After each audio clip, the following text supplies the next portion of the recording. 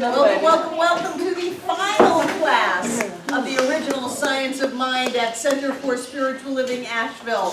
And I invite you to take a breath and let it out.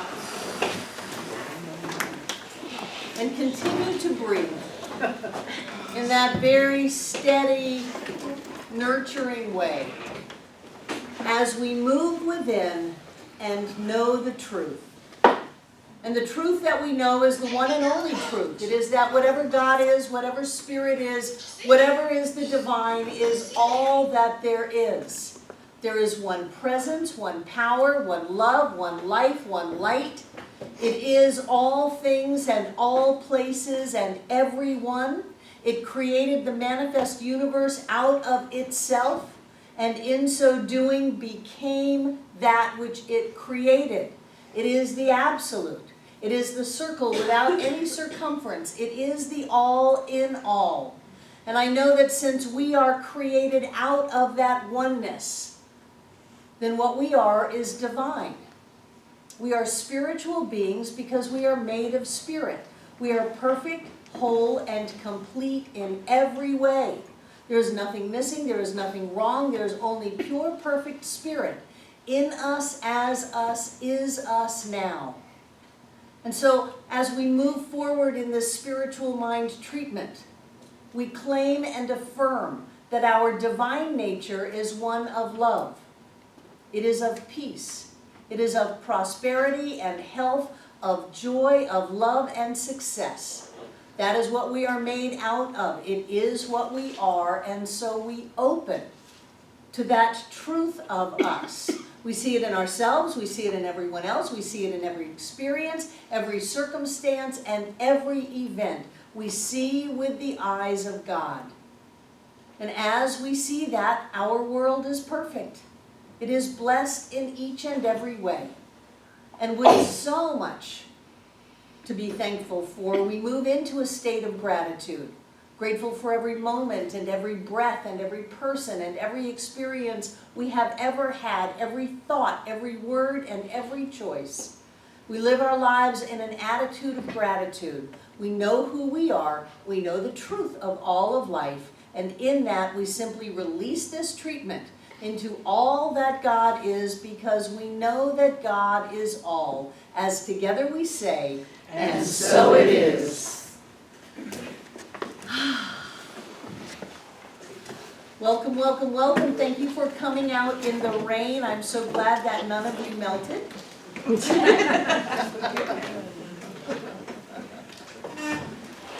And tonight is our gift night. So as promised, I have an MP3 CD that has the entire first 6 lessons of the Science of Mind textbook on it. It is 20 files. It is also on our website, either for live stream listening or audio download at cslasheville.org. And have they moved it from the homepage in just the last 2 hours? Where'd you find it, Morgan? On your home.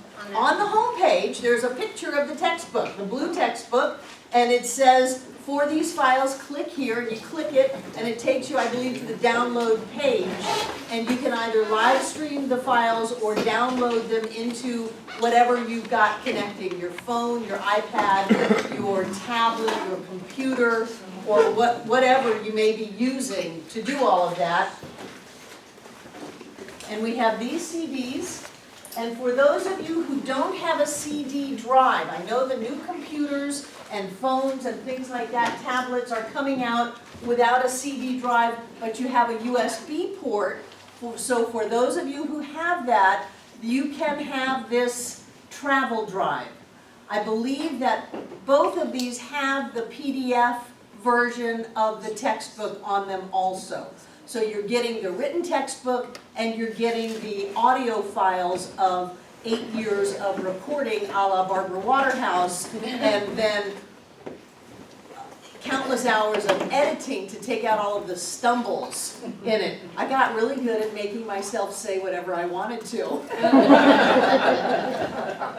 So these are my gift to you, and please feel free to share them, give them away as Christmas presents, post them online, do whatever you want to. You cannot sell them. Simply by me doing this work, it carries an inherent copyright to it, which I have claimed on the front of all the recordings. So it's copyrighted material in that I say nobody can charge for it. Not me, not Center for Spiritual Living Asheville, not you, not anybody. This is material that the world, without getting too triangulated, needs and is ready for. And so it's my desire to get it out there. But please, you want to easy peasy Christmas presents? Make copies of these and give them to all of your friends and family. And you may want to tell them, boy, I got this just for you because you really need this. So, could somebody run me up a stack of CDs from the back? Yes, Michaela? Does it say have all the videos too? No, there are no videos on these files. That is far beyond my level of expertise. I've spent countless hours huddled in the sound booth with my own special microphone and recording software and a lamp and stand and spit screen and all that stuff. And I would take a drink of water, put a cough drop in my mouth for a second, take it out, put it on the paper, take a deep breath, and hit record. And then I would hit stop, take a drink of water, cough drop in my mouth, take a deep breath, and hit record. And I did that for, I thought it was 10 hours, but I think it came out to about 7 or 8 hours of total record time. So who would like a CD? And I know a lot of you got these yesterday. Are you saying something? No, I think David got this. Do you want another one? It's taking too long to think, Shirley. We have both. Yes. One to give and one to keep, right? No, it's an MP3 CD, so if you have a newer car, I think they'd have to be in the 5-year range. You're going to be able to put this in your new car. If you don't have a new car, it comes out to 9 CDs. And you may want to get technical help for that, to put this into your computer and then burn it. Or if it's really over your head, we will make you traditional CDs, 9 to a set. But I did not get to that. Christina. Can you put that in your computer? Yes. What, Michaela? Put the little things. Flash drive she's talking about. The flash drive. The stick in your computer. Yeah. The flash Yes, yes. Who wants another CD? MP3 CD. I'm going to take these to the gathering in February and give one out to every minister in the movement.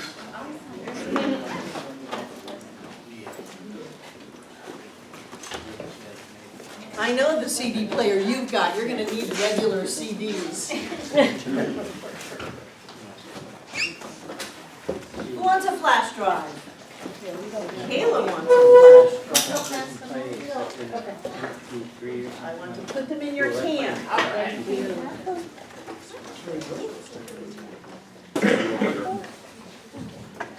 Another one? Eric. Where's Amanda? Remember your name. Where's Amanda? She's in the bathroom. When she comes out, I'll put them in her hand.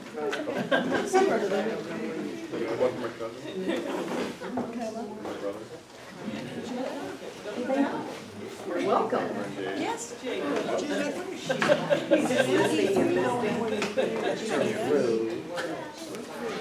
Yeah. Does Kayla have a computer?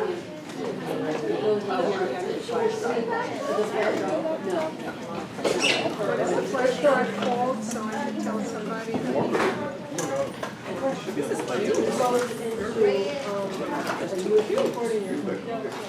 Or in your car. I have a Christmas flash drive. Yeah, okay. And I'm getting a new car, so I'm probably going to take it. So I'm That will play how will it now? Oh, one. It might not work.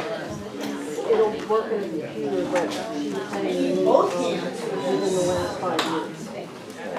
The technology itself.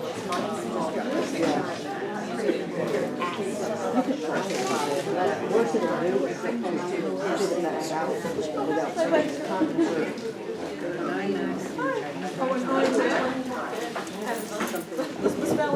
Amanda, did you want a travel drive? Okay. Travel drive, flash drive, stick. So I want you to remember this night. Thank you, Barbara. I want you to remember this night. First public distribution of travel drives, and you were on the leading edge of the CDs. Yes. Thank you. Yes? CLS, that's why no one can get on? It's the, were you dyslexic? Can I get a signed copy Of a what? of my flash drive? I was autographing CDs yesterday, but I don't think I can autograph the flash drive. I do have a recording on the beginning of it, welcoming you and explaining how I'm giving this to you. Thank you. You're welcome, and it would be, for me personally, it would be very joyous if you would post this to your Facebook page, if you would somehow send this out in your bulk emails to your friends, or something like that. You never know who's going to find this that didn't know they were looking for it. And they open it up and all of a sudden the world makes sense. So I thank you for being interested in this. Thank you for coming to the class these last 4 months and looking at these teachings as something that have great value. And please, let's go ahead and share it again with whoever is in your world, who then very easily could take it and share it again. And before you know it, the woman who holds a secret Science of Mind meeting in Tehran has the textbook on audio. You just don't know who's out there doing this work, looking for material. Maybe they don't want their spouse or their family to know, or maybe they're ready to shout it from the mountaintops. They've just never heard it before. Yes, Jane? Will they be able to translate, will they be free to translate in their own language your tapes? Sure, but I don't think anybody wants to re-record those. The textbook has been translated. John and I paid out of our own pockets to translate the original textbook into Russian. When we had groups in Russia and Ukraine, of which we still do, and they were fledgling and starting up, we paid to have it translated and then to have it printed. And John's got one copy. You know, we got one copy out of the deal, and a lot of them went to Russia and Ukraine. But I don't think anybody's going to want to translate this. Maybe you could put it through Google Translator or something, that'd be cool. I don't care what people do with it, as long as they don't try to make a profit on me. As long as they don't stop the flow by saying, I'll give this to you for 3 donkeys and a goat or whatever. You don't get to do that. You get to give it away and give it away and give it away and give it away. And my whole philosophy about starting the center and having it for 21 years is that you cannot outgive the universe. So everything is given away. The classes are given away. I mean, until you get to higher classes, it's all given away. Everything on our website's given away. Kate's going to kill me, but if anybody ever goes to the bookstore and really, really, really wants a book and doesn't have the money for it, we have a policy to give it to you. To give it to you. We don't want IOUs, that's sticky energy. And if you come back in 3 weeks and give more money to the bookstore and say, I got a book 3 weeks ago, that's fine. But our intention is to spread the teachings of Science of Mind, and you're our, what's it called, 0.0? Representative. No, what's that? Oh. Ground zero. You're our ground zero, and then we leak out from there. So thank you for all of that. Did you get CDs yesterday? Did you want a travel drive? Yeah, drive would be nice. And remember, these drives work in multiple computers. So you can put it in your computer, drag it in, and you can take that same drive, hasn't lost anything, and go put it in somebody else's computer and drag it over. And you can do that thousands of times if you wanted to. You know how people have free hugs? You can have free metaphysical audio book for you right now. And then there'd be the thing of, well, how do I know it doesn't have a virus? Well, do you have a virus checker? Check the travel drive before it goes in your computer. You can do that all day long. Wouldn't that be fun?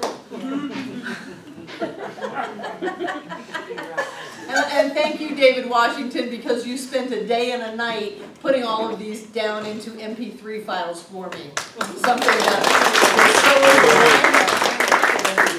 so we learn what we need to know, so I have mastered how to edit pieces of words in recordings, but not how to mix it down to an MP3 file, something that an Apple will do automatically. It doesn't even ask you. Oh, goodness. So a little bit more housekeeping. No class next week. No class next week. That's the 28th. That Friday is January 1st. We will have our annual New Year's Day fire walk at 4. How many people were at the last fire walk or any fire walk we've had here? Throw out a couple of words in the room. Awesome. Awesome. Inspiring. Inspiring what? Clarity. Clarity. Healing. Healing. I want to go. Jane. Exciting. Exciting. Michaela, by law, you have to be 18 years or older. As soon as you hit 18, you can be at the fire walk. You can come watch. You can come watch. No, I don't think that's going to happen. No, it's 18 years or older. So that's January 1st. January 3rd is our first Sunday where we will have Rob Wergen, the healer that we spoke about last week, up on stage with some lucky person. I say that because sometimes you're crying and yelling and doing all kinds of things. Sometimes you're laughing. You just never know what's going to come out. So he'll be up on stage, and then class starts the next day, January 4th, and we are beginning a two-book series on Wallace Wattles' The Science of Getting Rich and The Science of Being Great. So the class is called Being Great and Getting Rich. And he talks about, Wallace Wattles was a precursor to Ernest Holmes. Ernest Holmes quotes Wattles in this original textbook, something that they took out when they revised the textbook. But I can pick out things in the textbook that are, cut and pasted from Wallace's books. And one of the things he talks about is how to be. Not how to be a good person morally, but how to set spiritual law in motion. He talks about overfilling your space. No matter where you are or what you're doing, be more in your space than is required, and you set spiritual law in motion. The universe is never debtor, it's never indebted, so it always has to pay up. So as soon as you do that, then the universe is trying to give back to you. So he says, whatever you're doing, give out more, give out more, give out more. He talks about a lot of it is in a business context. Give out more in use value than you receive in cash value. You're always giving out more. If somebody pays you to do something, do a little bit more. Just do a little bit more. Live your life that way. And as you go through these ideas that are very, very much in spiritual principle, you end up just having a different experience of who you are in the world. And the world corresponds with that. If you go through life, they're chintzing me, I'm gonna take off work early, and I'm gonna take all the paper out of the copy room, and if you have that energy, then you're going to create that in your experience. And so what he's saying is, first of all, you've got to trust that there's always more than enough. you've got to move into your gratitude so that you're experiencing the creation of your life through the act of gratitude. And then you've got to give out into the world so that you get back, because always put the universe and the creative process in your debt. Never be indebted to it. Always put it in your debt by giving out more, and then life is constantly trying to balance everything out by giving and giving and giving and giving and giving. So you get very lucky. Things happen to you because you're setting spiritual law in motion. So I love that class. It's winter, so it's not going to be a real serious class. There will be, I'm thinking there will be snow days and things like that, although I may be mistaken this year. But I was thinking we might throw in a vision board class where we bring magazines and poster board. And I remember the last time we did vision boards, we had this room filled and we had the sanctuary filled. And I would run back and forth and say, does anybody have a yacht? A yacht. Yes, we have an extra yacht. Would you see if someone has a private jet? Sure, thank you for the yacht. Does anyone have a private jet? And I was watching myself do this, just loving it, because nobody thought it was weird. You know, I asked for the yacht, I got the yacht, now they would like a private jet. Does anybody have a private jet? Well, let me look. Oh, here's a private jet. It was fun. It was a fun thing to do. So that's what I want to do over the winter, so that we can bring ourselves into alignment with spiritual law, have some fun, practice being rich, practice being great, practice fine-tuning our sense of self into a higher level. Yes, Sherry? Are you contemplating the thought of having the morning classes again? I thought about it, but if I were to have a morning class, it would be a Tuesday morning class, and we already have the Science of Mind discussion group. So I thought it would be very egotistical of me to cancel the Science of Mind discussion group because my class would be more important. So if you want to come to a morning event, there's a Science of Mind discussion group in this room. It's based on the Science of Mind magazine. And there's great peals of laughter fill this all the way up to the upper story. We'll stop and go, what the heck are they laughing about down there? Just having a ball. It's based on the Science of Mind magazine, and it's a great thing. They meet on Tuesday mornings at 10:30. There's also an Abraham group that meets on Wednesday mornings at 10:30. So if you want to come during the day, I know there are some people, if it touches in the 30s and there is one single flake of snow, they're not leaving their house. And I appreciate that. My sister is one of them, so there's just no way she's coming out in the dark. And so we like to have things during the day, and last year was the first year that I actually had a real class on Tuesday mornings. And then we started the Science of Mind discussion group, so no, I can't bump them. That would be wrong. Becca. I've gone to the Tuesday morning discussion group, and Kim is a marvelous facilitator. Right. Oh, yeah. I cannot Kim Ross is the recommend- facilitator. I cannot recommend it highly enough. If So- you're free so Tuesday mornings. If you miss class on Monday night and you've got a hankering for your peeps, come to the study group, come to the discussion group. And there's a lot of talk. If you come to the Abraham group, you don't get to talk. All you do is listen to a pre-recorded recording from Abraham, who is the group of non-physical entities that are channeled through Esther Hicks. So if you want to talk, come on Tuesdays. If you want to listen, come on Wednesdays, and have a good time. Eva. Will the Monday night class coming up, will we be able to download them like we can this class? Judith, are you going to come on Monday nights? Yeah, sure. Yeah. You ask and I will. Sets up the cameras, brings mats from in the sanctuary so you don't trip on the wires, and gets it all set up and pushes the buttons. So as long as Judith is here, then we'll have video online to download. I got don't ask me how, I got a 2016 commitment card in the mail from someone in Florida, Pensacola, something like that. One of my favorite. I had no, do you know this person? No, I know.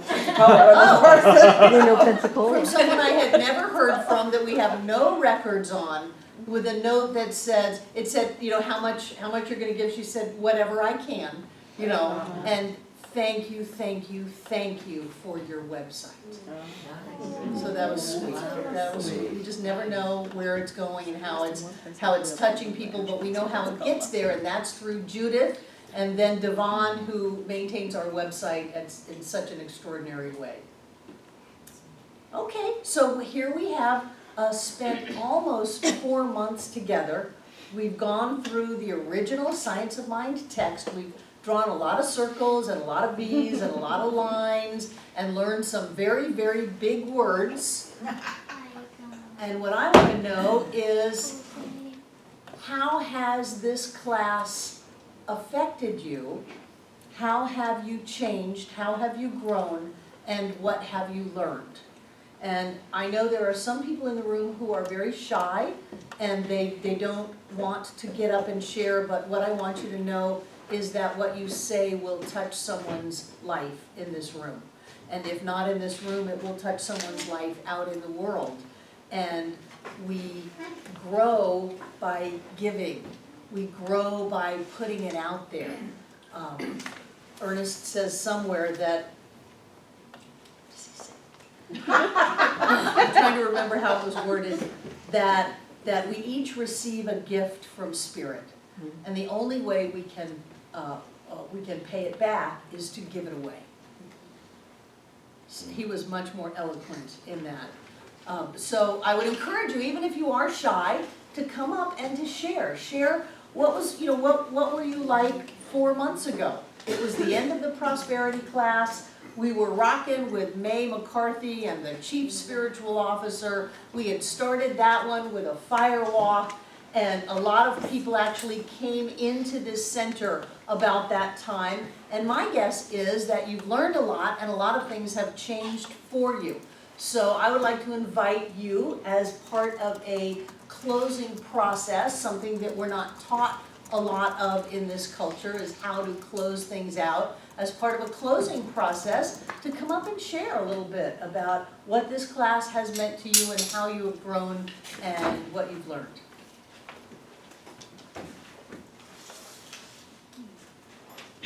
Come on up, because you didn't want to hear what was coming out of my mouth. So I'm going to ask you to hold this and hold that. And I would like to invite whoever wants to come next, to have this be an organic thing, to come and just kind of line up and let's have some energy flow of sharing. You got to hold it to, can you do that? Yes. Good. Okay. So I would just like to say that reading the textbook and hearing Barbara speak on Mondays had just provided me with the energy and optimism to start out my day every morning with spiritual mind treatments, and it just helps the day just get off to such a great start, and I just feel much more optimistic and joyous and happy about the day. Yay!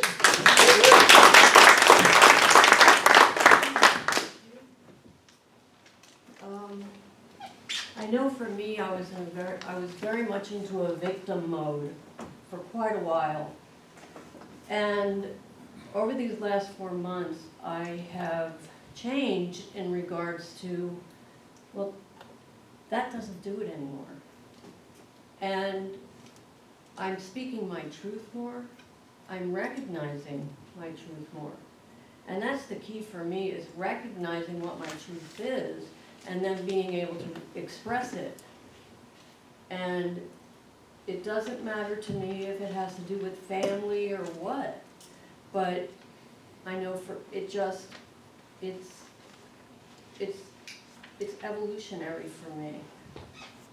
And all of you have definitely been a part of that. You've helped me to grow. Without you, I wouldn't have grown the way I have. And I love all of you very much, and I thank you.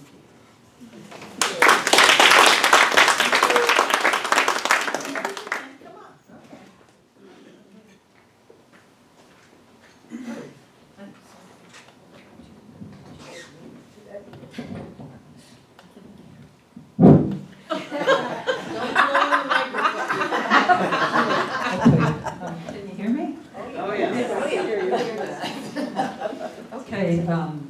I just love coming to the Monday night classes.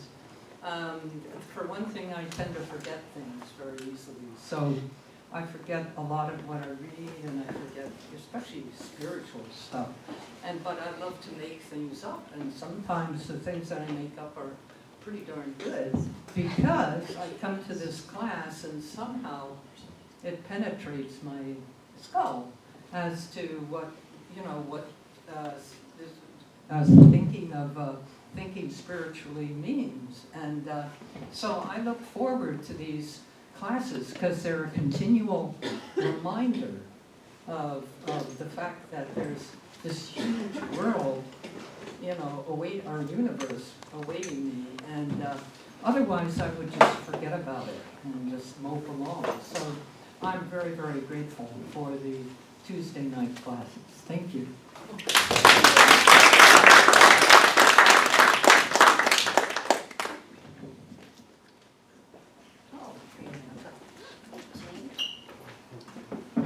Don't blow on it, okay.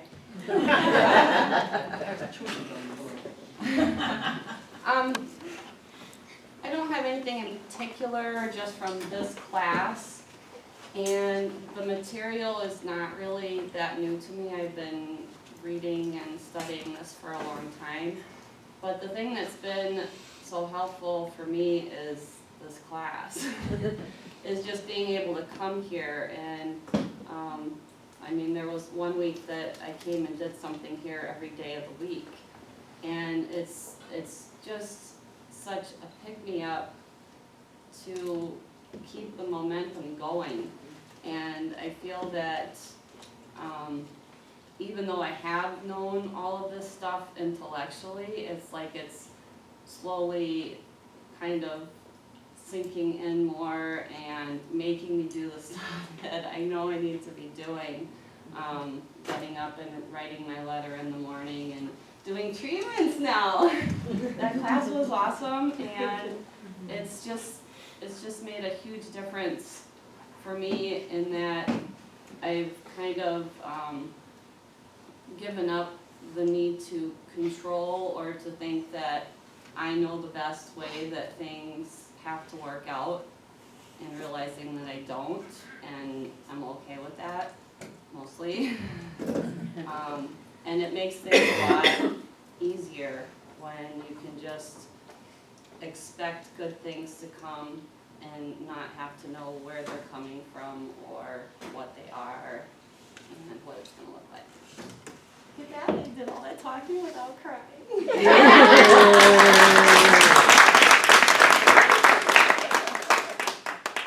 Amanda, how did you find the center?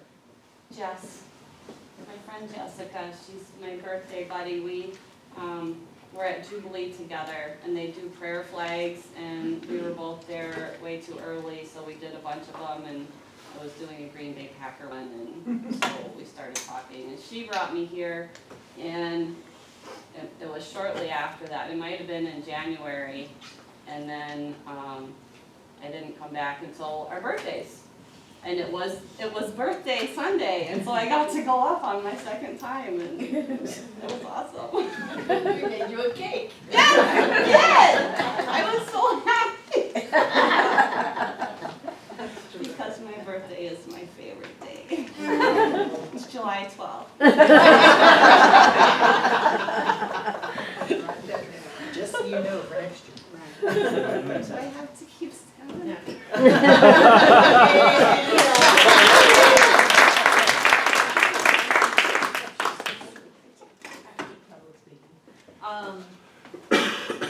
have to say that this class is, for me, it's just been a continuation from the summer class, the prosperity class.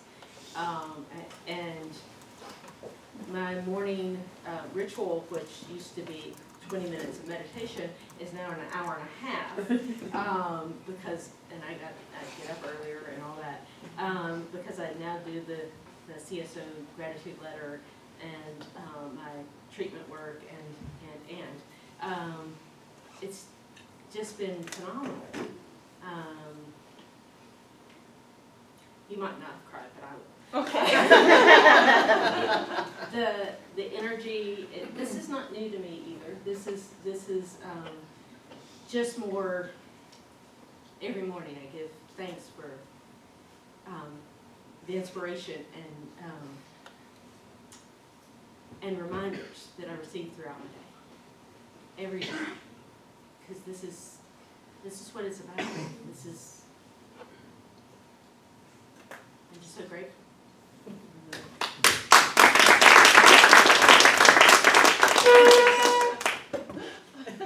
Well done. You have to think first.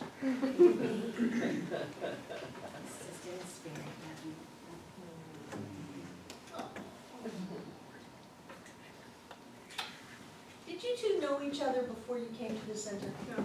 Would you two ever have met? I had no idea, but when I came here, I felt like I knew her. Yes. Yes. Yeah. I love that. Yeah. People who would never have met, all of a sudden they're the best of friends. Yes. Yeah. Yes. We break rules here. We, coming to the class on Monday nights were, like someone said, a great pick-me-up. Not only do you get to understand why some things work in your life and why some things don't from the information that you receive, but you also get it's almost like a faith when you see a lot of other people who are also doing the same work that you're doing. And we come together and we reaffirm the truth for each other through our talks together. We watch what we say about ourselves, and we get that nudge from one another, saying, oh, well, really, did you mean that? So you get that, not only are you learning a lot about phenomenal things and about how this whole concept of subject and objective, and then seeing how it all comes together, but we get to realize how much we are a community and that this world is getting better, and that we are part of that getting better when we get better. So that's one of the wonderful things about the Science of Mind, and being able to listen to our cheerleader, Miss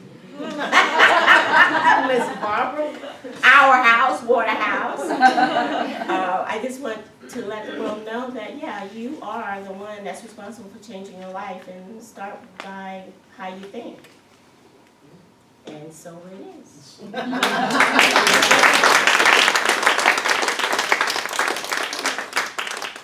the baton.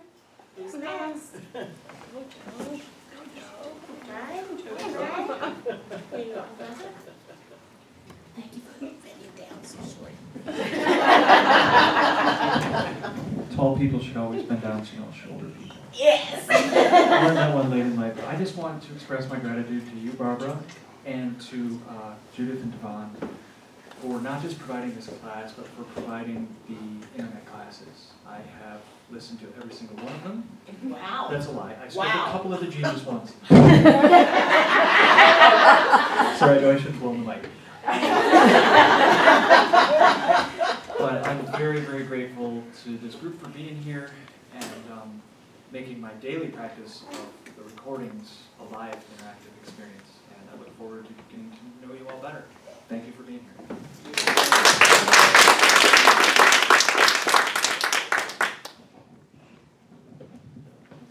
So it's Monday night. Where am I going to be? Doesn't matter what class is going on, I'm always here on Monday night. Doesn't matter how many times I take the same class, I get a different meaning every single time.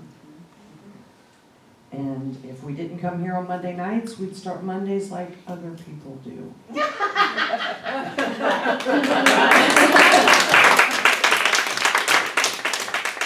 Takers?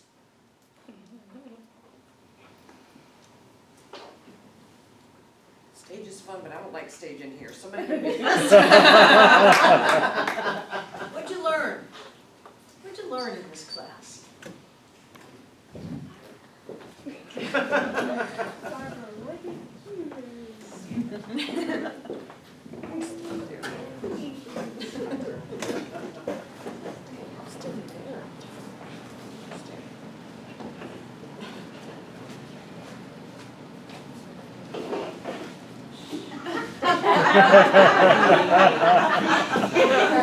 Thank you.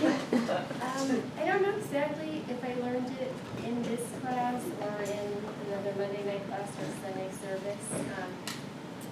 I spend a lot of time trying to fix myself with different things, looking for the next thing that will fix me. And so when Barbara said there's nothing wrong with me, that was a new revelation, and it kind of was a little scary because if I don't have to spend all the time fixing myself, then what am I going to do?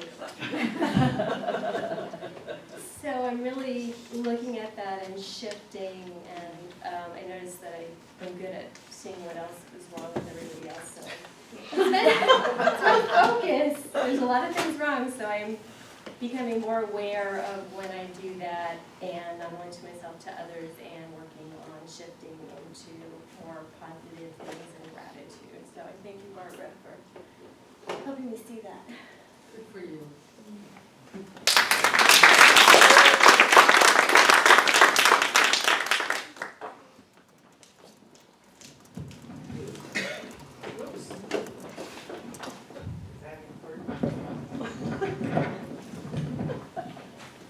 What I learned in this class. I guess what many people have said, I've been studying science of mind for many years and very similar things. But what coming every Monday night has brought to me is the real gut feeling that this only works if I do it every moment of the day. It's not for just Sundays, it's not for once in a while. And I've learned, it's not that I've learned, I'm practicing it. And it is such a joy to wake up in the morning, and even though I thought it was very silly, which was the happiest day ever, or the best day ever, just doing it is like smiling. It's exercising a muscle. So I'm very grateful, and I'm very grateful for all of you, because I've learned so much from all of you, in so many levels, and that's what I learned.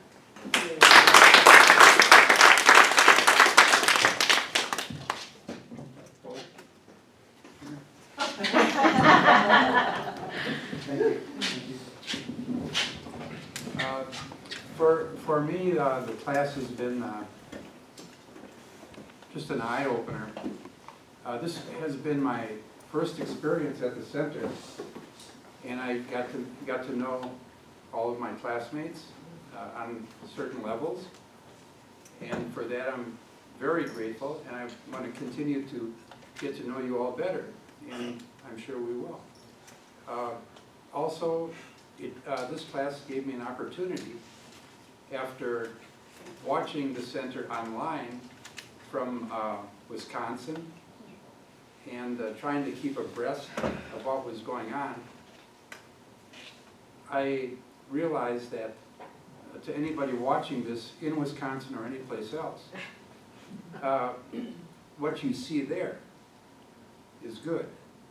What you get here is great.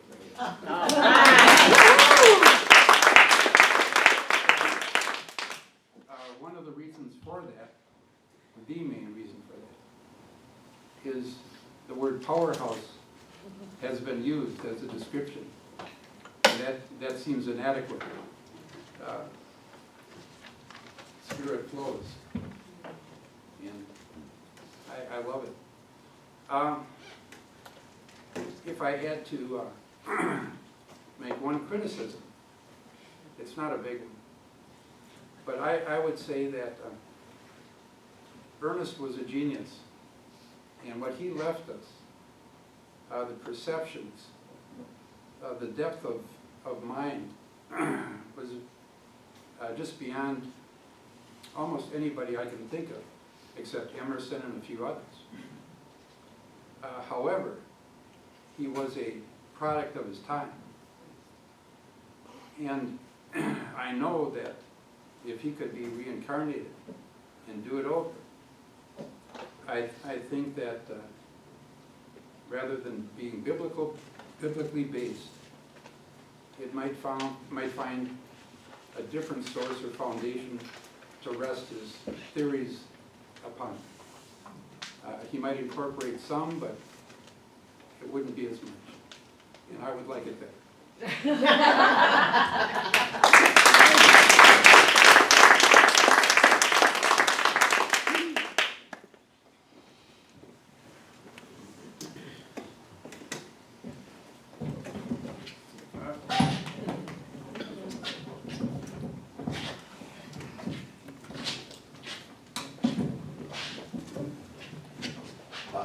One thing I really loved about this class is it kind of pushed me to look at the older edition, the original edition. Excuse me. I had gotten the other, the newer one, and I've kind of been looking through it.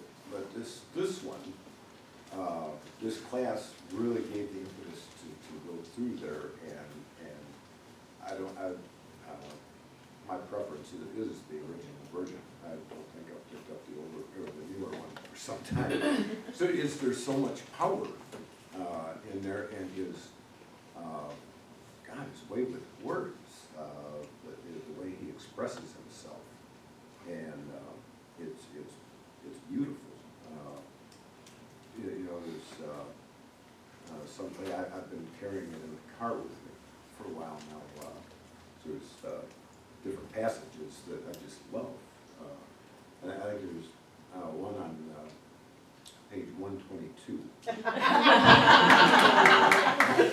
love that thing. Everything proceeds from intelligence, and he goes on, there's nothing but unity, there's nothing but freedom, there's nothing but completeness. Might not have those in order. But then, and he states, this is the way we clean out the stuff that doesn't belong. It's very clear. And I've hit a few rocks in the road, but he said you got to do this time and time again, and that's how you clean out. And I love the way he phrases that. That's how you clean out the subjectivity that would rise up and slay you. And it does. There's in that version, there's a sense of power in that. Nobody has meddled with it or edited it, and I just love it. And I love this class. It was a wonderful opportunity to go back. And I love going back to the roots of things. I'm really looking forward to the Waddles class.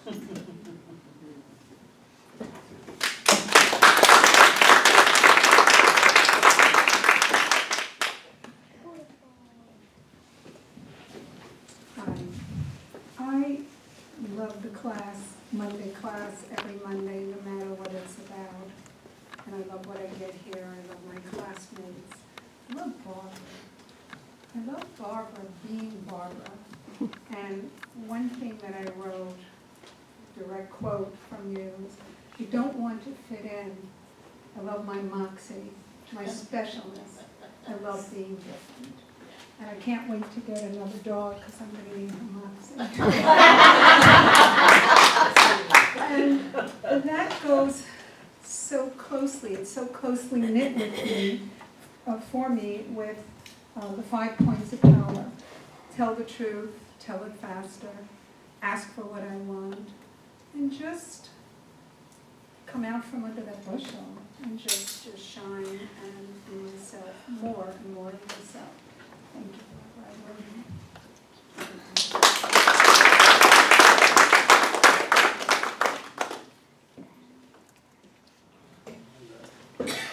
David.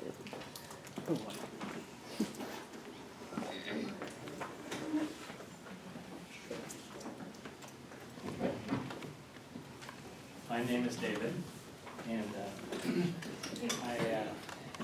want to thank you, first of all, Barbara, for David, can you put the mic closer? I can't hear you at all. okay. And I wanted to thank Barbara, but I want to thank all of you because I get your energy when I'm with you, and I get the energy from this building, which is made of all kinds of wonderful things. Yeah, Rick, I have it his book. I wrote all over it. There's things I have highlighted it during periods of time when I used highlighters, but most of the time I just draw on this book. And if you ever see my book, you'll say, "Oh my God!" But as a child, I held his hand. I met him. I never gave him a hug because he's a hand holder, or he was, and he made a real difference in my life. And so have you, Barbara, and John. Why I came here, I could tell you what happened with John when my mother transitioned. On her bookshelf was John's book on how to treat in treatment. And of course, my mother never shared it with me because she wrote all over his book. And said basically that there are no steps in treatment.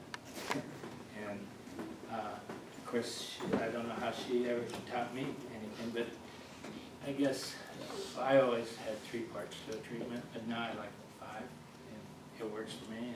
And I do John's 5 steps every time I make a treatment, at least once a day. And I'll tell you something, I've been motivated by you guys in this classes. My practice has really improved. I do write in my journal, my gratitude journal, every day. Maybe I might miss 1 or 2, but most of the times I'm writing in the gratitude journal. And it's been a rather hard it's been rough. I'm making a shift in my life. And moving here was a big shift, but I don't know where I'm going, but it's unfolding right now.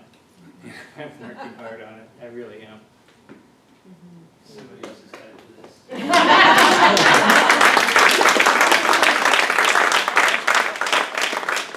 I didn't know you held his hand. Yeah, I did. Katia knew him also, Katia Krebs. Yes, I know that. Yeah, so we have 2 people who actually knew Ernest Holmes. Wow. Very nice. Ernest came to my grandmother's ordination. Wow. But he didn't conduct it. Thank you, David. I like his scarf. I like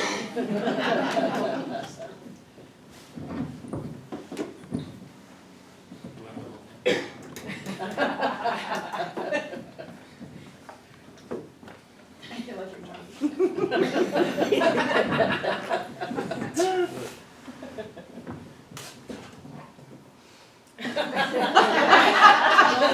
You fixed it.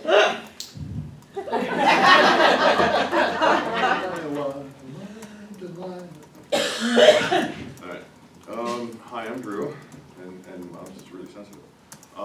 This is really sensitive, is that good? That's Yeah. good. That's good right there. That's good. Wow, this is so different up here. You're brave.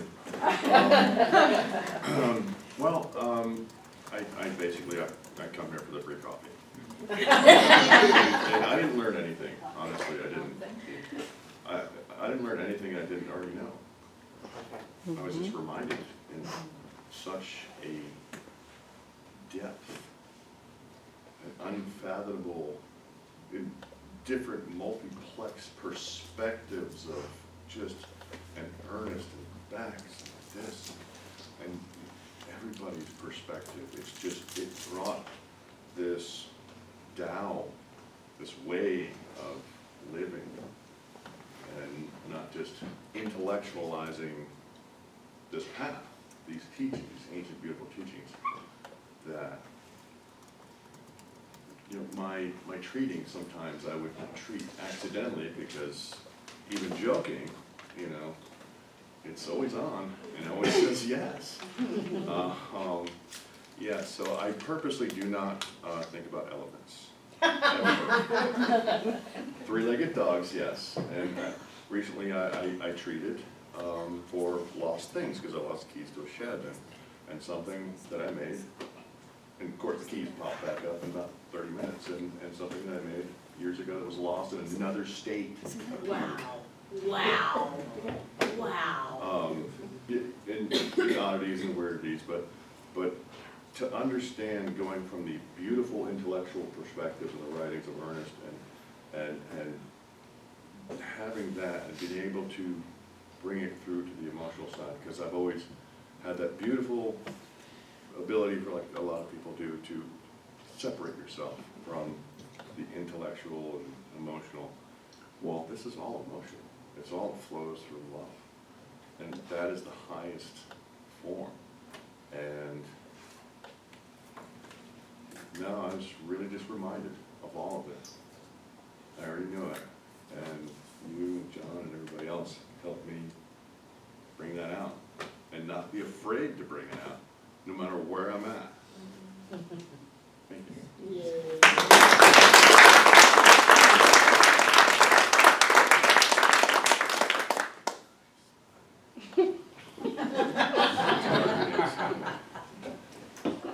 I will break into Fiddler on the Roof or something. Yay! Cole Porter, 1958. Anybody else want to share? Yes, Debbie does.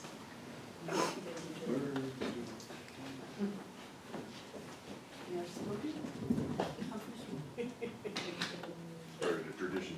Oh, yes. I'm Betty, if you haven't figured my name out. I'm still learning everybody's names. Troy and I are relatively new to the center, and we actually had our first 3 classes online because we weren't here yet. So, but we picked up that and have felt very strongly, even when we were listening to the other classes online, that Barb is such a dynamic and wonderful, loving person to learn from. That was part of the reason we decided to move down here, was because we were moved emotionally. And not only is it from Barbara and John, it's also from all the people in the class. Other people have said that, but you know, we all learn from each other, and being in this environment, being in an environment where you have people that are loving and caring and unconditional love, which is something that's really hard for people to share. It's just a wonderful, wonderful experience. But as far as what I've learned, it's an interesting shift. In the past, learning was usually evolved around the intellect, the brain. That's where you learn new things, right? That's where you integrate things, learn new jobs, learn new skills. And when I first started the class, I thought that what I needed to do was to learn to make that journey from my heart to my head. And what I'm finding out is that learning is already there in the heart. It's already there. It's teaching the head to listen to the heart. Because of all the years of learning and learning all the wrong things about not being good enough, not being smart enough, that it's okay to be rich, it's okay to be abundant. You know, it all came from the head. So now the heart is trying to teach the head to shut up, to be open, to be loving, and to accept whatever the universe brings you, and also to bring it into your life through the process of the treatments. But it's reversing that learning process. It's coming on from the heart. That's where it all starts, and that's where it all is, the center of it all. So it's trying to teach the brain to let go of all those things that it's accumulated that are of nonsense, that are fictitious and not real, and hey, I'm a great person. And I can stand in my power, and I can send love to people, and I can be okay with that. And also, it's learning to be less critical of others, knowing that we're all one, and anytime you criticize or degrade anybody else, you're making a reflection upon yourself. So that's another thing that's very basic learning about how to be heart-centered. So I thank everybody. I'm grateful for this class. I only have one criticism. And I will say this, I get such a charge from coming to church on Sunday. I love it. You know, I try to make it every day unless something really out of town happens. But coming in on Monday, they're just too close together. We need to have a class on Wednesday or Thursday so I can get this push on Sunday, and then I got a couple days, and then I get another push. It's like Sunday and Monday, well then I've got all these days before I can come back again. So we just got to do something later in the week. Thank you all very much.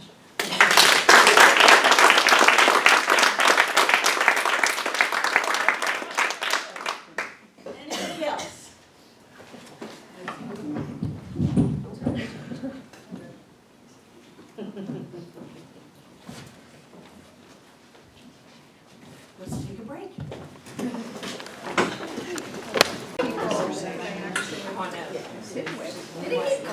here? Yeah.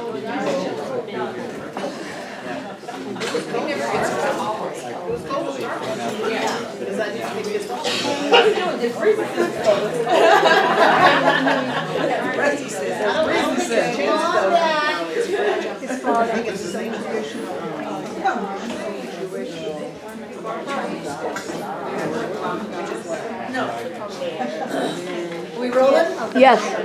So thank you for your sharing. I know that that's not easy for people, but I think it's really important that we not only anchor what we've gotten out of something for ourselves, but that we give it to the other people in class. So I'm very grateful for that. I want to go over what the next class is. Actually, I want to remind you that this Thursday is our annual Christmas Eve candle lighting. It's one of the few times we use the word service. And it is a time when we go from the one Christ light or spirit within all of us. We go through the 7 attributes of God in mankind: peace, power, beauty, joy, love, light, and wisdom. And then we turn all the lights out in the sanctuary, and we take the light out to each and every one of us. And you can watch the room. It's fantastic. You watch the room, although now we have new exit lights since we're in compliance with fire code. It's not nearly as dark in there as it used to be, but you can watch the light spread. And it's just beautiful. It's an image that I have of the entire planet, that as we get clear about who we are, the light spreads to everyone. And then before you know it, the room is very well lit. You know, a lot of times we'll like get into the concert mode, lift our candles up and all of that.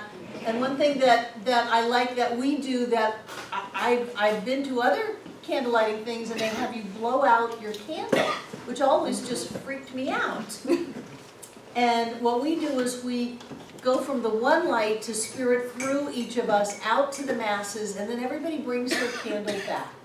So we've got a big box of sand up there, and very agile, sleeveless people that are helping take the candles and put them in the box so that we can see how the one becomes the many and comes back to the one. And when it comes back to the one, it is so much more than it ever was when it started, which for me is the way that the infinite gets to be the infinite, because it's always expanding.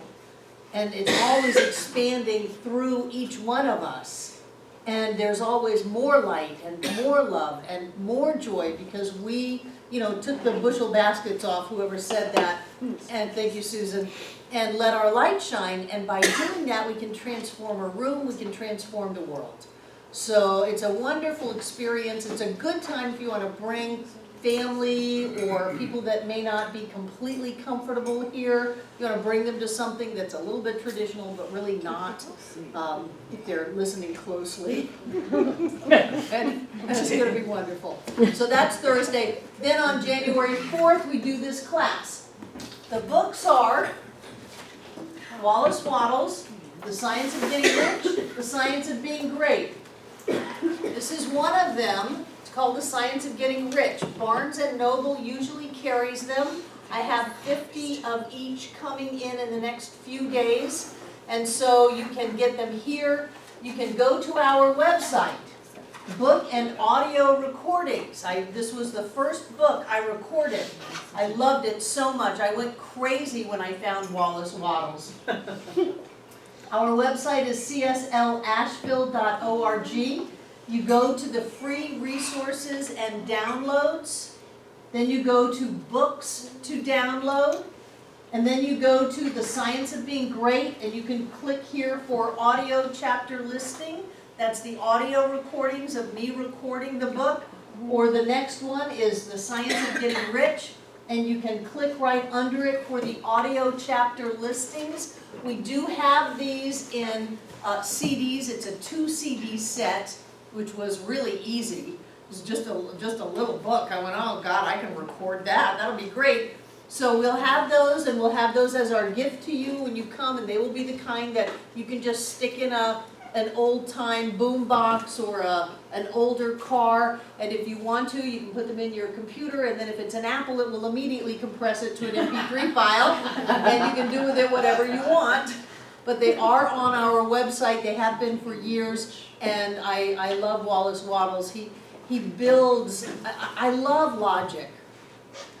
One of the reasons I love the original Science of Mind textbook is because Ernest is building an argument over hundreds of pages.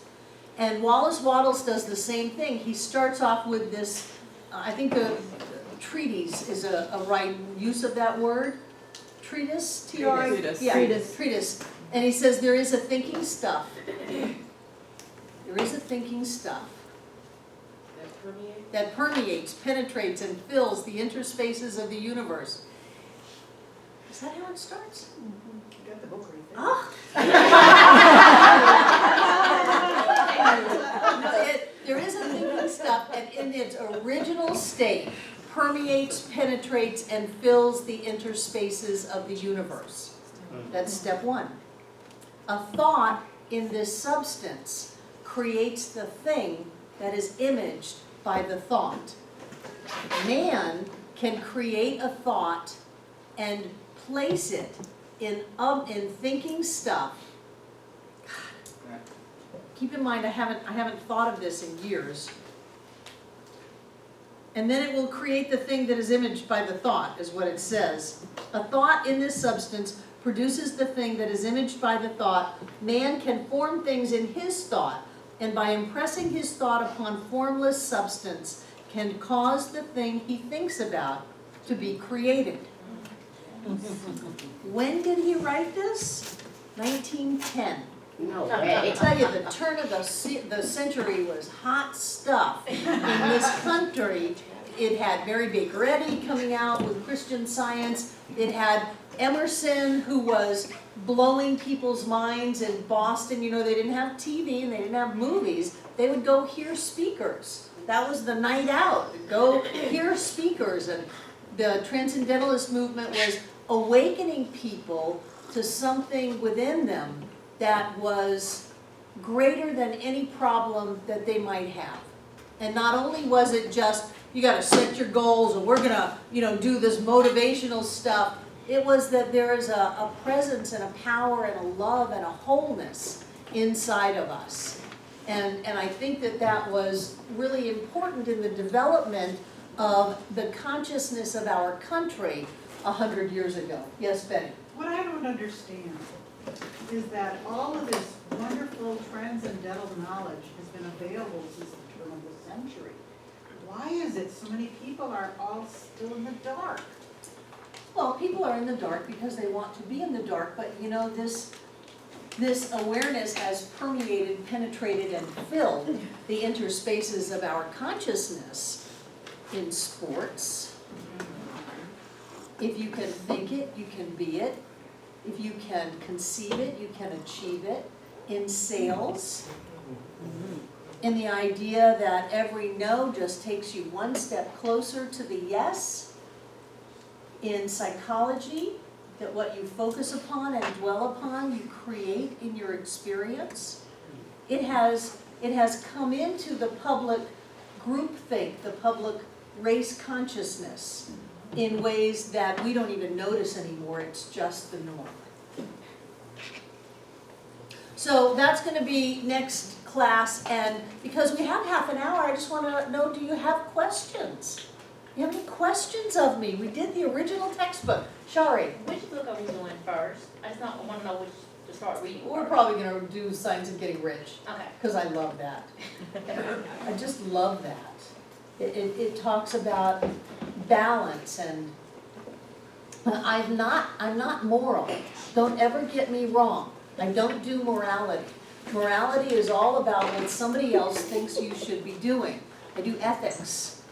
And to live my life in balance and to be ethical with the universe, with what I want, I have to overfill my place. I have to outgive in every moment if I want to get back what I want in my life. Life isn't going to change all by itself. I'm going to change it. And so I love that in Wallace Wattles, and because it's the the time, you know, you were talking, Troy, about how he's way too biblical for you, but he's a product of his time. Well, Wallace Wattles talks about, you know, if you're a salesman and you go into the Eskimos of Alaska, which evidently was happening in 1910, and you try to trade them this beautiful, expensive painting for their stack of furs, then you have done them a disservice, because they cannot use a painting. But you can take a rifle and trade them for a stack of furs because you've given them what they need for their lives to get better. So it's not about, well, I gave them less with the rifle than the painting. It's how did the balance work out? Did everybody win? Was it a win-win for everybody? And that was in 1910. We didn't have win-wins back there. And he talks about the plutocrats, the autocrats, and how you can't hold a grudge. You can't be mad at anybody. You can't be mad at the steel industry, because that was when big business was really taking off. He said that the world is perfect, though not complete. And I love that. People say, Trump, really? President Trump, really? The world is perfect, though not complete. So when people say, I can't believe we had another shooting, how does science of mind explain this? Explain this to me. No, I'm not going to explain this to you. The world is perfect, though not complete.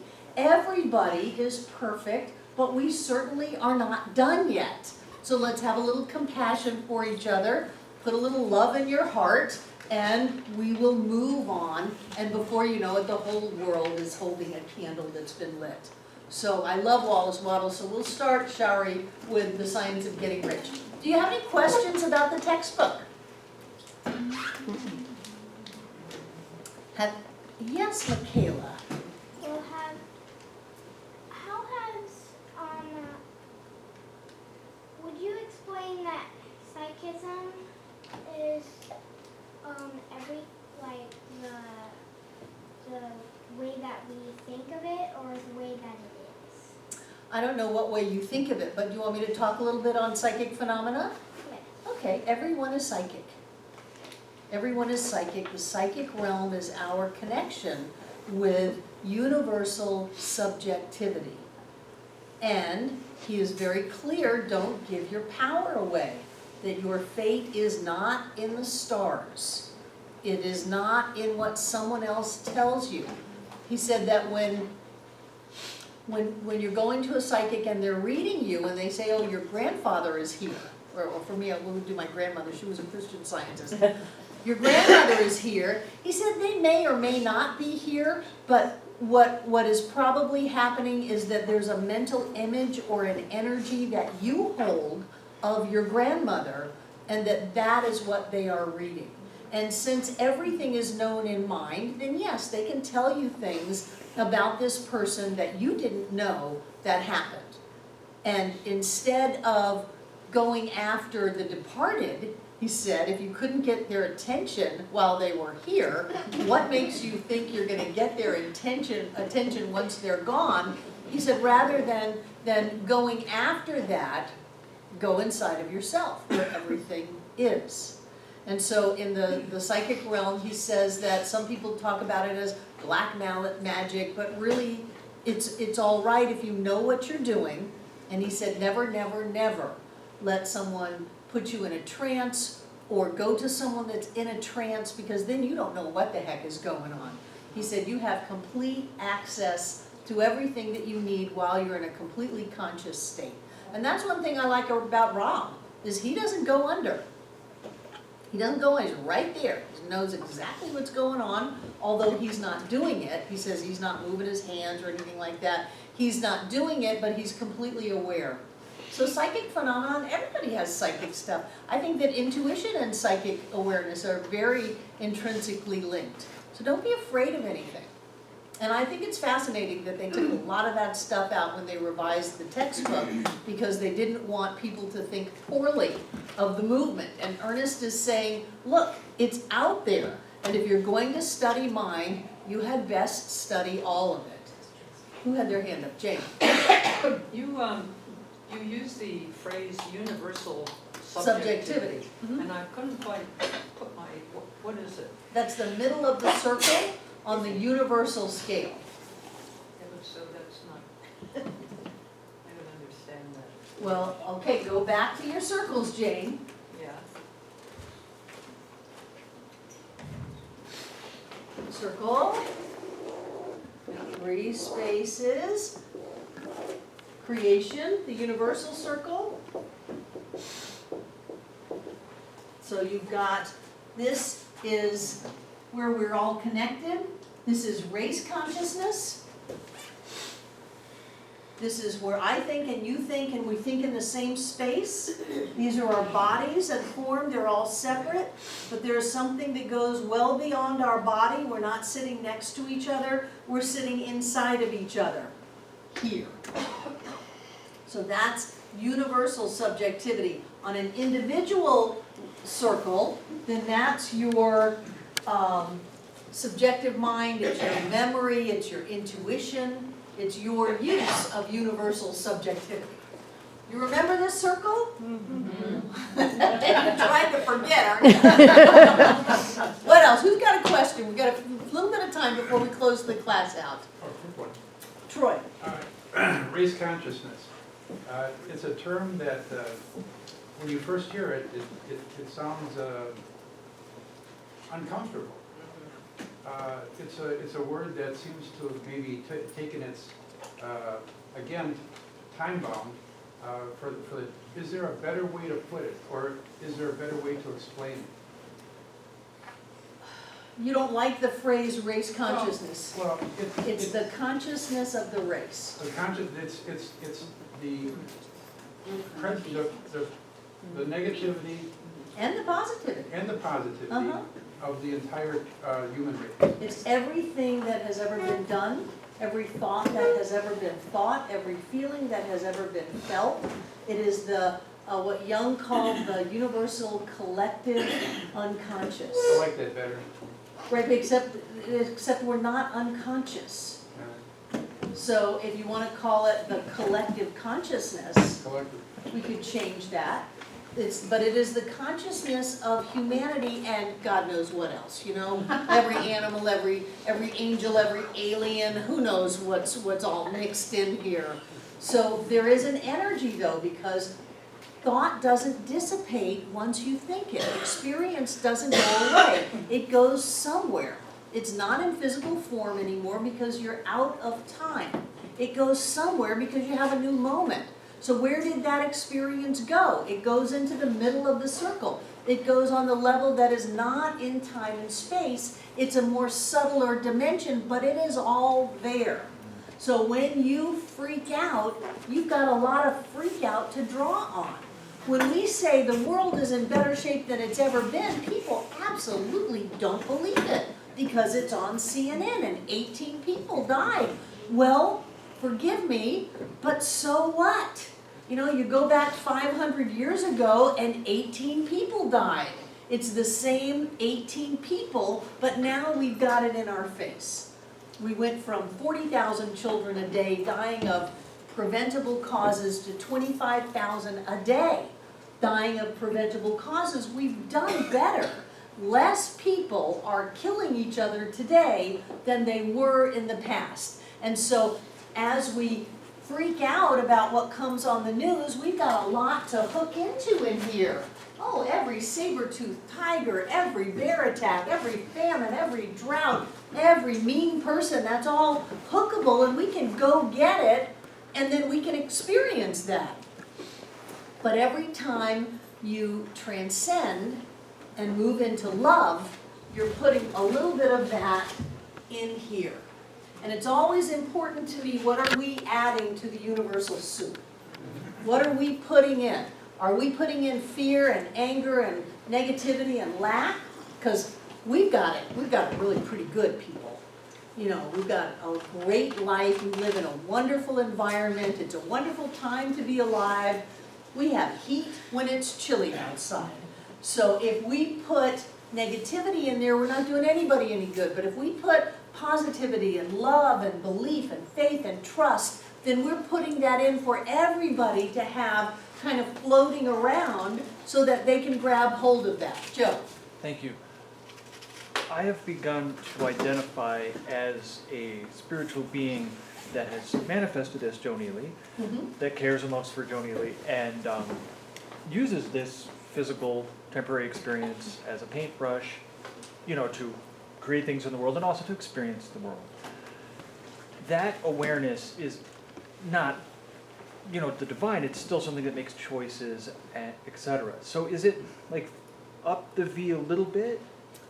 No, From the bottom Spirit's making point? those choices as you. You're making those choices, if you want to say it this way, for Spirit. There's no separation. Choice is made up here.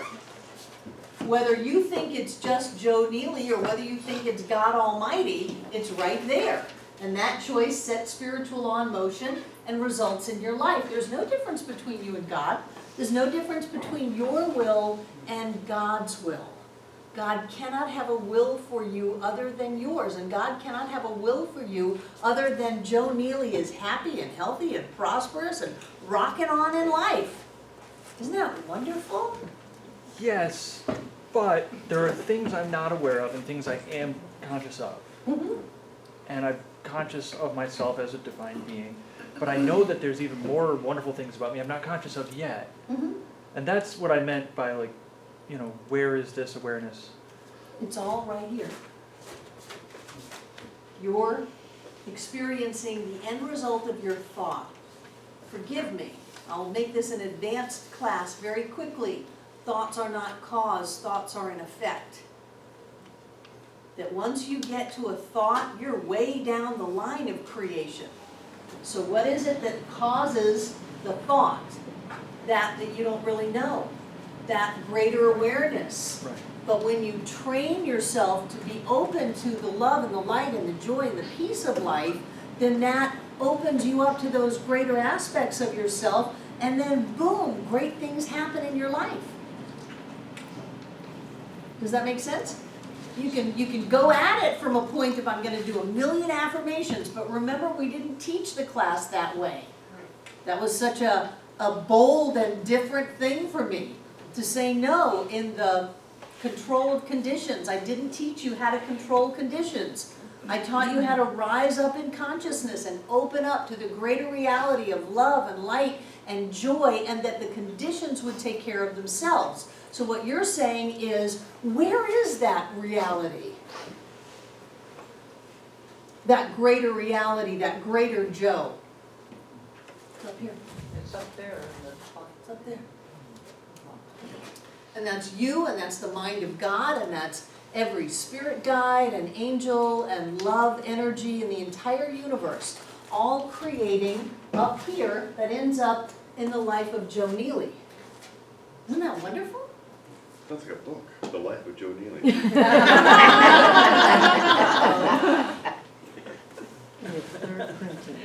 No, wait, he's not done. It's okay. I'm still learning, and maybe I can find it out now, but or maybe later. I don't know. But yeah, it seems like the top is a unity, that it's all one, and that we're all one. And then there's other entities that are all there. That sounds like a whole lot of things, and not one to be up there. So I'm Sure, still because confused. this is the circle, Joe. It doesn't have any outer edges because it's infinite. And really, all of these lines and the V are just a way for us to try to use words to make sense of it.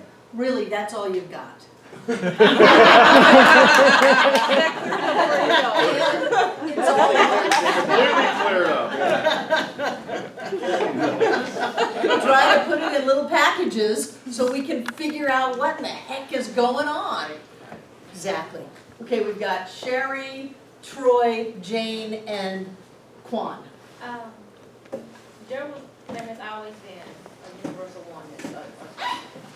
before I manifested, before we manifested, there was a oneness. That oneness has always created.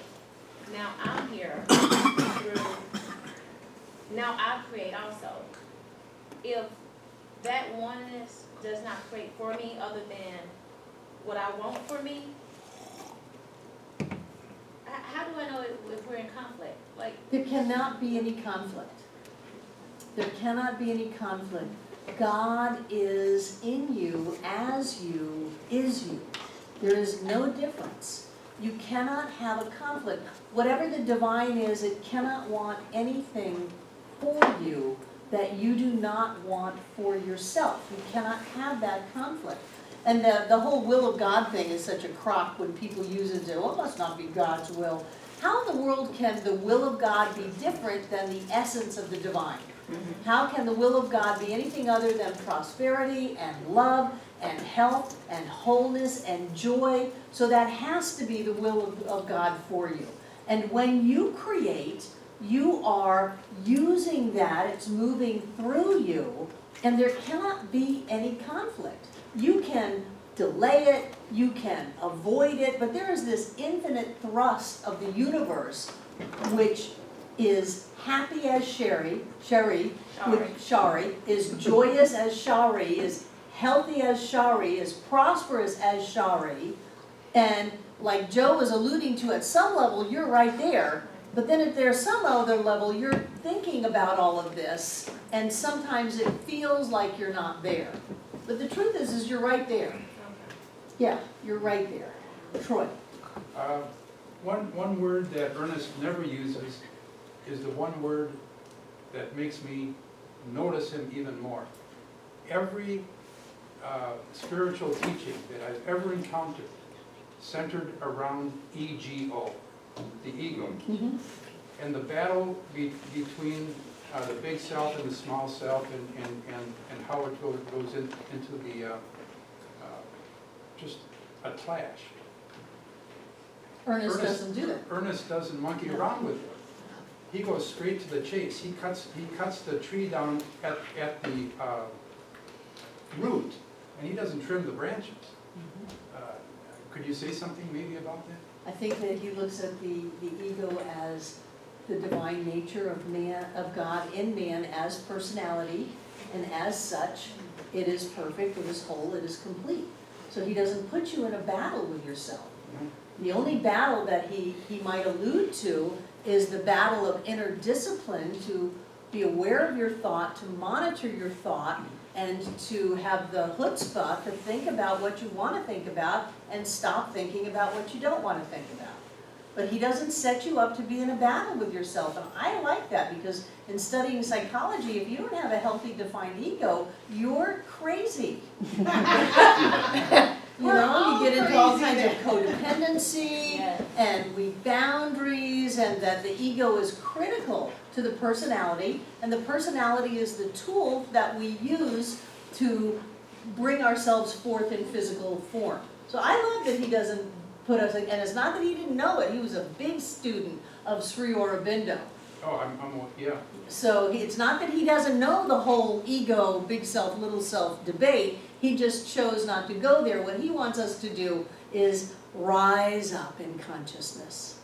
Open our hearts, clear our minds, see with the eyes of the divine, and just stay there, just hang out there. And then you don't have ego problems. Yeah, Aurobindo did the evolution, evolution, two terms, one from within, and the impressed, and then the other. Involution and involution and, is it evolution, involution? Evolution is one, but then there was another one. Involution. Yeah. Yeah. Jane. With the circle, you've got the spiritual kind of universe at the top, and you've got the physical world underneath, and then there's a band between the two where they supposedly, the spiritual changes into the physical, I guess. But what's that called? I forgot what that Universal subjectivity. I know, you're good. Juan. Well, I was gonna say, before you erase the circle and say. Said it doesn't exist. I was gonna say, the circle is a form, a box, or a label, you know, because, like everything is one. Right, exactly, exactly. The circle is just a way to try to describe it. When Yeah. people go, what do you mean we live in a spiritual universe? I don't see it. Then how do we help people to move beyond the physical and see the greater reality? And when people go, what do you mean if I think a thought it's gonna manifest? That's crazy. No, there's something that is between the thought and the form. So let's draw a picture, and put little lines in it so we can try to grasp it, but then we get to the end of the class and everybody goes, oh, there's no circle. Exactly. Yeah. I was gonna say, well, God has weird thoughts, but he doesn't have weird thoughts, because weird is a label. You know, it's just another form and everything, so. Right. And Some people think that you have weird thoughts. yeah, I know. I like being weird sometimes. But I like weird. I guess my question is, I've always used my intellect a lot. And then what really struck me from this class was to hang out in the larger picture. My old habit of, I guess it's control, is saying, well, if I just hang out, and I love doing that, but then how am I gonna cook, clean the car, you know, that. And so I find that difficulty, it's not a difficulty, it's just that I keep getting pulled back from, hey, you've gotta be sensible, that's it, versus. So practice hanging out while you cook. Practice hanging out while you clean the car. Yeah, you can. Just practice it. You know, can you imagine what your life would be like if you really saw through the eyes of God all the time? If you felt with the heart of the divine all the time? Everything that is wonderful would seek you out and show up in your life. Well, you do, Why don't did you? You just said exactly, I've been trying to practice looking in the people's faces and seeing the face of God. It's been my practice for the last month. And half the time I'm looking at somebody and I'm seeing, you know, the human being. And only once in a while can I get past it. And isn't it wonderful? Isn't it wonderful? Yes. Well, practice on yourself. Look in the mirror. Okay. Practice. I was talking to Michaela. Look at all the different colors in your eyes. People think I have brown eyes, I have blue eyes, I have green eyes. No, you don't. You have a multitude of colors in your eyes. Practice loving and watch how things of a higher vibration, and honest to God, you will have more money, you will have a better feeling body, you will have better experiences in your life without having to go to, I'm gonna do 1,000 affirmations a day. If you keep your heart open, because the universe is trying to give to you, because that's all it can do, and the more you open yourself up to receive that which is already coming to you, the more you get. Instead of being all closed down and cranky, we'll use that word, cranky, and trying to affirm it and push it in here and make it happen. Oh good, I got an extra $5. Well my God, you could have opened up and gotten 5 million.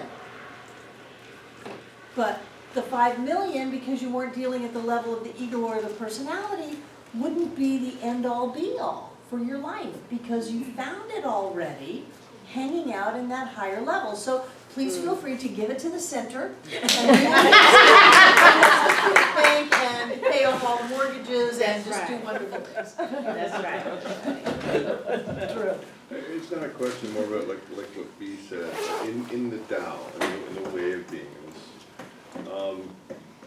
In the mundane piece, in the regular life that you're still trying to live, knowing that you're an infinite spirit being, Sometimes you fall back into these old ways, and it's like, oh, I'm doing it wrong, why am I doing? And it's like, I catch myself, and I go, wait a minute, the fact that you know you're back in this old rut and it's Sure. wrong, and you Higher know this awareness. higher path, it's like, shake it off like a wet dog and take a breath, get back on it, get back on it. I remember when, I think it was Ram Dass brought forth this idea of being the observer. Whoa, that was so cool, to be the observer of your thoughts, of your actions. Not to be all caught up in it, to be the observer, and I thought that was so freaking enlightening. And now you're doing it in the middle of everything. Yes. Yes. Yes, but The Untethered Soul is a much more recent book. Wow. Anything else? This has been a great class. I love this textbook. I love this teaching. I absolutely love, I must have been around at some point, I don't know what that is about, because Ernest and I were alive at the same time, so, I maybe through some kind of past lives, I was back there with him, but I just love this teaching. It frees my soul. The idea that clear thought answers every question, unlocks every problem, is the solution to every problem. And that's all we need to do to get there, is to be clear. And the way to be clear is to turn away from the conditions, not to become an aesthetic. What is the word? Anesthetized. No. Aesthetic. No, when you divest yourself of all your worldly possessions. Aesthetic. Aesthetic. Ascetic. Not to become an aesthete. I know, I can read it, but I don't always know what they sound like other than I get it in my head. So not to divest ourselves of all of our worldly possessions. I mean, the Buddha did that and almost died, fell into a creek and almost died because he was so weak. So he said, well, maybe the middle way was a better way. That's Buddhism for you in a nutshell. Don't be completely focused on materiality, and don't kill yourself in your search for enlightenment. Try to be in balance, take a middle way, have a little something to eat, it'll be okay. So we don't say, truly, this is Buddhism. We don't say you've got to let go of everything in this teaching. But there is part of turn away from the conditions. Stop giving all your power away to physicality. Whether it's a condition in your body or how much money you've got or whether or not somebody did what you thought they should do, that doesn't rule you. That's not the boss of you. You are the boss of you. You choose in which universe layer you're going to live through your thoughts. And so Ernest says if you can get clear, you can have everything. You can demonstrate anything. You can heal everything. You can have your life any way that you want it. But it's different than trying to pound it into existence by willpower and brute force of thought. And again, it gets to where you realize, well, what was going on before the thought? Maybe the thought isn't cause. Maybe the thought is an effect. And then that effect turns into a cause, and that it's just happening so quickly. And who knows what original cause is, other than it's completely spirit. What is it that is beyond thought, beyond word, beyond idea, that is that presence of the divine as us, moving through us, kind of pushing into life as us. And that is amazing. It's light, it's love, it's clarity, it's power, it's peace, it's poise, it's joy. And yet, it's none of those things because it doesn't have any words to it, but it is what we are. And I want more than anything for you to get a glimpse of that, get a taste of it. And it only comes from doing. It does not come from understanding. However, if I let you just go off into your lives and never come back to the center again, you might get distracted. And so coming to the center keeps you from getting distracted and has you continue to focus towards something that we talk about, but that in reality you cannot use words for.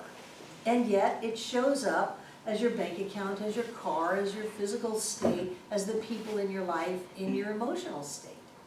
And so that's pretty important because we really do want to have a great life, and we can. Did that make sense at all? Hi, Sherry. Hi. I just choose to say one very important thing, and that's what I felt the first day that I came here to what I feel right now, is that I'm just grateful. I am grateful for you, I'm grateful for John, I'm grateful for the center, I'm grateful for all of the classes that are provided by way of the center, and just the essence of who you are and what you bring to this, and that you really have the vision that everyone has it. It's not about you, although you are very important. It's not about John, it's about the world experiencing this. I'm very grateful to you for that. And yes, there is a lot of distraction, but it is remembering to remember. Right. And that's just the most profound way to get it, is just by being here and just being present with everybody else who's choosing to remember. And that energy is just palpable, and I'm just grateful, so thank you. I'm grateful that you showed up. Yes. It is all that I have wanted to do since I was 24 years old. Yes. All that I have wanted to do is to do this. And so I get to do it. I get to do it. And part of it is making sure that the doors are open and making sure that the electricity is on and building and taking out mortgages and treating and praying over that creek bank and making sure that everything holds together so that we can come together. But I gotta tell you, this recording of the Science of Mind textbook is big for me. It is absolutely big for me, and I don't ever need to know where it goes. I just know that I sent it on its way. I've known for years and years and years that I was supposed to do that. And I started it and then I put it down because it's a big freaking book. Yes. You know, it really is. And I have a very busy life. And once you get that sound booth set up, it takes at least a day to get it set up right. And then if I have to go away, then it's all ruined, you know? It's like everything's different now. So I put that aside and I did recordings of Wallace Wattles, and I did primary lessons in healing, and I think there may be some other books on the website that I did. But this is so important to me because I feel like it's the whole thing. It's the whole thing in a way that anybody now with a smartphone can get it. And when I found that book called Abundance, that talked about the samurai warrior has a smartphone. You know, people don't have running water, and they have smartphones. And no, we're never going to run telephone lines throughout Africa. There's a satellite. People have smartphones. The communication of the world has exploded through that. And as soon as I found that and found another book called The Rational Optimist, both wonderful books. The book Abundance is by a man named Peter Diamandis, and he's wonderful. But as soon as I found all of that, I knew I had to finish this book. And it's taken, I found those books like 3 years ago, and knew I had to finish this book. I had to finish this book because there was an avenue now for it not to just collect dust, but there really was an avenue for it to get out there and for people to find it. All you have to do is Google Science of Mind, and people come to our website. You know, free Science of Mind audio recording from any search engine will take you to our website, because this is the only one in existence, the only free one. Centers for Spiritual Living hired Cynthia James to do a recording of the revised textbook, and they put music in it, and it's $150, but they limited the exposure of it by doing that. This you can get, anybody can get it.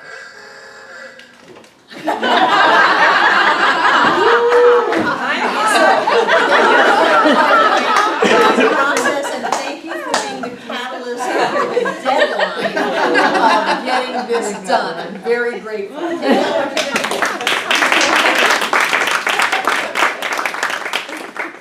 Hold it in your hand. And remember, we give from our fullness. We give from all that is right and good and perfect and pure in us, because that is all that is in us.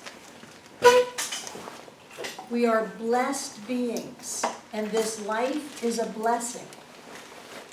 We are constantly filled and renewed and overflow into our lives. We are always supported. We are always loved. So I know that this gift is blessed, that it carries with it the blessing of all of life, and that blessing goes with it to touch every place and every person in its path. I know that as we give, we receive, so right here and right now, we set spiritual law in motion. And the only thing that can happen is that life returns back to us what we have given, multiplied abundantly. So we rise up in consciousness. We open up our hearts, we open up our minds to accept all of the good that life has for us. There's nothing to change, there's nothing to grow into. There's simply an opening and a receiving. And through it all, we are deeply loved.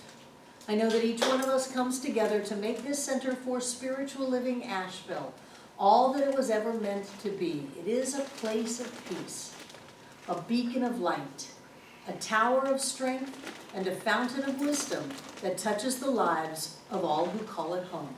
And so it is. So it is.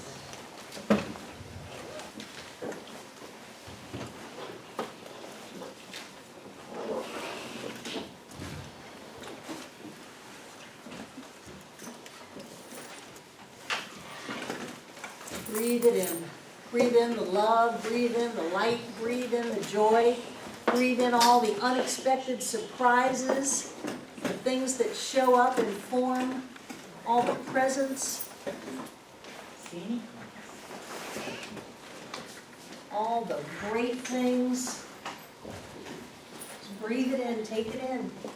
It is life's delight to give to you. So I know that everything in these baskets is blessed.